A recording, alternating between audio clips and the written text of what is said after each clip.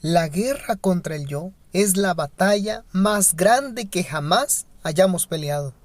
La redención del yo, entregando todo a la voluntad de Dios, requiere una lucha, pero para que el alma sea renovada en santidad, debe someterse antes a Dios. Bienvenido, esto es el estudio del repaso de la lección de la escuela sabática con tu amigo Jorge Vázquez.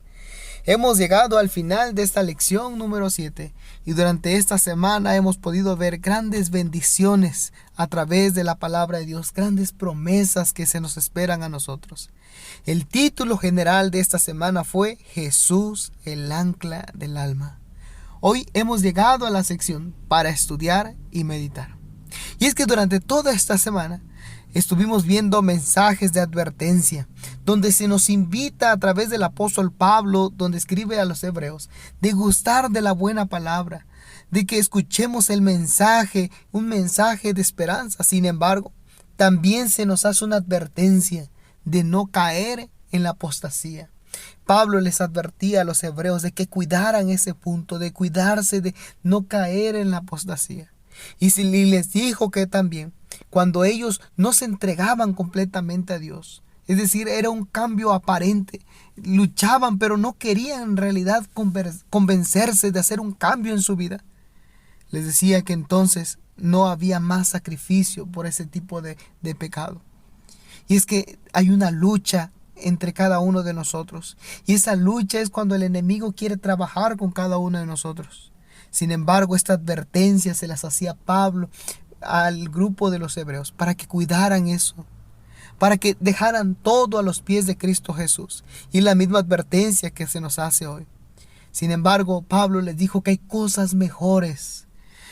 Todo lo que tendremos o perderemos acá terrenalmente no se compara con lo que llegaremos a tener en el cielo. Y Pablo les reafirmó que Jesús es el ancla del alma a través del versículo para memorizar de esta semana. En Hebreos capítulo 6, versículos 19 y 20 encontramos de que tenemos como firme y segura ancla del alma una esperanza que penetra hasta detrás de la cortina del santuario, hasta donde Jesús el precursor entró por nosotros, llegando a ser sumo sacerdote para siempre según el orden de Melquisedec. Y es que en estos momentos Cristo está intercediendo por ti y por mí. Tenemos una lucha que enfrentar. Mire lo que dice el conflicto de los siglos en la página 38. La guerra contra el yo es la batalla más grande que jamás hayamos peleado. Y es que en realidad es la lucha más grande. Morir el yo, morir aquellas tentaciones, aquellas cosas que nos impiden acercarnos a Jesús. Recordemos a uno de los discípulos de Jesús. ¿Te acuerdas de Juan? Marcos capítulo 3, versículo 17, encontramos cómo se define a Juan. Juan no estaba solo, Juan estaba con su hermano y dice de la siguiente manera: a Jacobo, hijo de Zebedeo, y a Juan, hermano de Jacobo, a quienes apellidaba Boanerges, esto es, hijos del trueno.